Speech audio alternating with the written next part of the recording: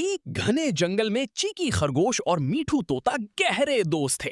एक दिन वो घूमते हुए एक ऊंची पहाड़ी के पास पहुंचे जहां एक अनोखा दरख्त था जिस पर एक बड़ा और चमकता हुआ सुनहरी सेब लगा हुआ था।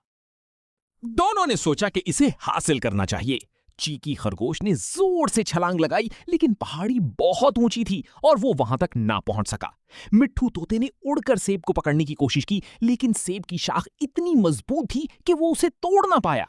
दोनों थक कर बैठ गए और सोचने लगे कि अब क्या किया जाए।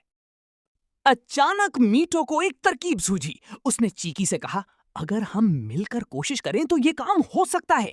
चीकी एक लंबी लकड़ी ले आया। मीठू ने उड़कर लकड़ी का एक सिरा अपनी चोंच में पकड़ा और दूसरे सिरे को चीकी ने जमीन से सहारा दिया। दोनों ने मिलकर लकड़ी के जरिए शाख को जोर से हिलाया। जैसे ही शाख हिली, वो बड़ा सा सुनहरी सेब टूटकर नीचे गिर गया।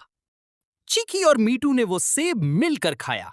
वो बहुत खुश थे क्योंकि उन्होंने सीख लिया था कि जो काम अकेले मुमकिन नहीं होता, वो इत्तेहाद और मिलजुल कर काम करने से आसान हो जाता है। सबक: मिलकर काम करने में ही ताकत है और